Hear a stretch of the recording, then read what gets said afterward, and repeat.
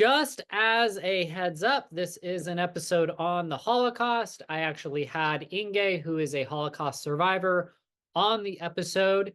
Throughout the show, you'll be seeing me playing the guitar and with visual imagery that I pulled from different websites to just make it as uplifting and as entertaining as possible so that it's also educational and you can kind of get some understanding about what happened. So I hope you enjoy it. I tried to be as respectful as possible throughout the production of this, and I hope you have a wonderful day. Cheers. Only one doctor, Wow. and he belonged already to the Nazi party. Oh, wow. Okay. Yes. But he was still very kind and good to the Jewish people. Nice. So in a way, I was delivered by a Nazi. He came to my mother's bedside. She was very sick for 9 months. With me, I gave her plenty of trouble. And anyway,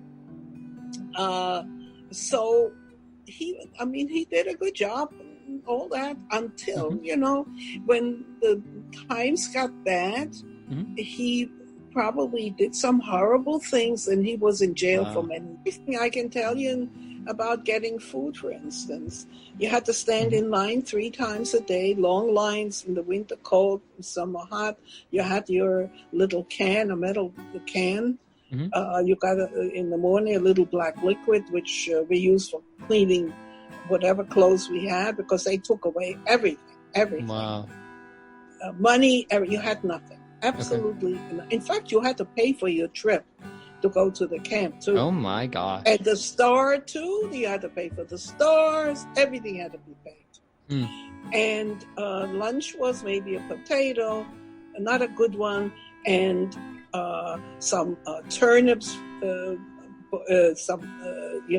potato, maybe a potato, and some turnips and some ugly looking soup.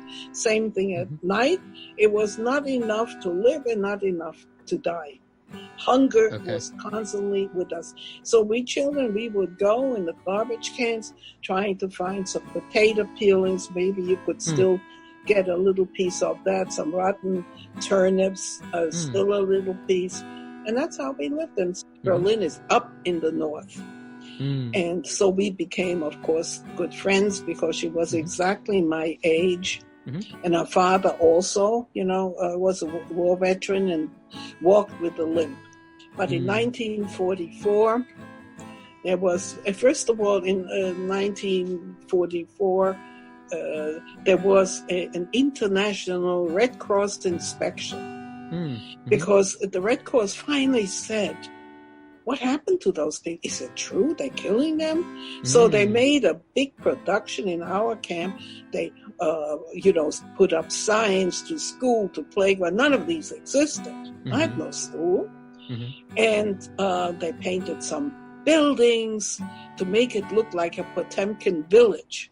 And they stayed, and they even put up a little play, Brundibar, to show them, and orchestra was playing. It was often, it was a farce.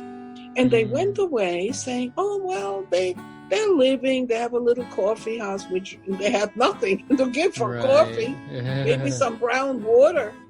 They went away, and as soon as they were away, almost everybody was sent to Auschwitz. The only way to stop hatred is to learn from each other. Wow. To learn That's really deep.